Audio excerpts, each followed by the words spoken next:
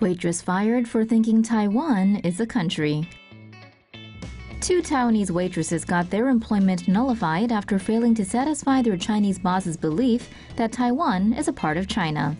And in the opinion of most of the inhabitants of the self-ruling democratic island, it's not.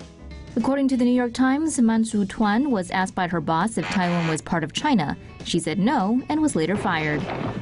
Yating Ying also crushed her boss's national spirit when she told a customer she was Taiwanese. Ying, too, was fired. Did this happen in Beijing? No. It took place in Sydney, in the land down under. So those Aussie discrimination laws have got the ladies' backs, right? We wouldn't hold our breath. But hey, here's a question for the Aussies to ponder. How long until China considers Australia to be part of the South China Sea? The 9-dash line. Just another day in the South China Sea. The People's Republic got mad last week after one of Uncle Sam's destroyers sailed near an island China thinks it owns.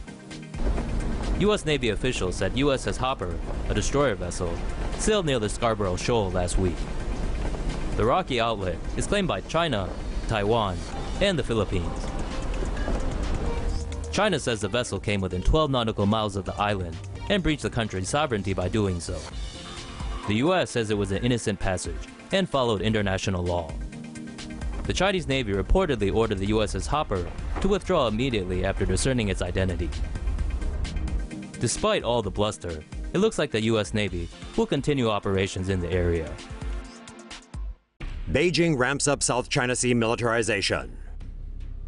China's Navy has reportedly finished expanding its man-made outpost in the South China Sea and is now building military infrastructure on some of the larger islands. China is outfitting its 3 largest outposts, Fiery Cross, Subi, and Mischief Reefs in the Spratly Islands, with military infrastructure.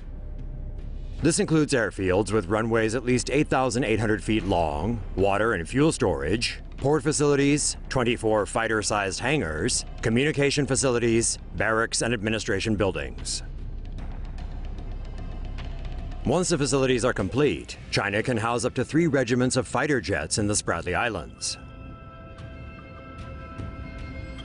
The 3 air bases and another on Woody Island in the Paracels will give Chinese fighter jets the ability to operate over almost the entire South China Sea.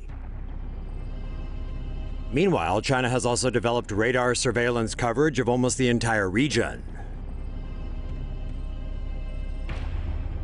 The Hague International Tribunal rejected China's claims of historical ownership in the South China Sea last July. China has firmly rejected the ruling. Parts of the South China Sea are claimed by China, Brunei, Taiwan, Malaysia, Indonesia, the Philippines, and Vietnam. China keeps on building stuff they shouldn't. All throughout 2017, China has been plying the South China Sea with tons of military equipment. A new Asia Maritime Transparency Initiative report says China has continued developing its military bases in the South China Sea. The country has reportedly installed wind turbines and a helipad at Tree Island and towers on Triton Island. The report says China has continued development of Subi Reef, creating underground tunnels for ammunition storage and installing further radar technology. On Fiery Cross Reef, China has created underground tunnels for supply and ammunition storage, as well as a high-frequency radar array. The report says that China also created underground storage tunnels, missile shelters, and radar arrays on Mischief Reef. China is pretty much set on keeping this up, despite U.S. calls for it to halt all construction in the area.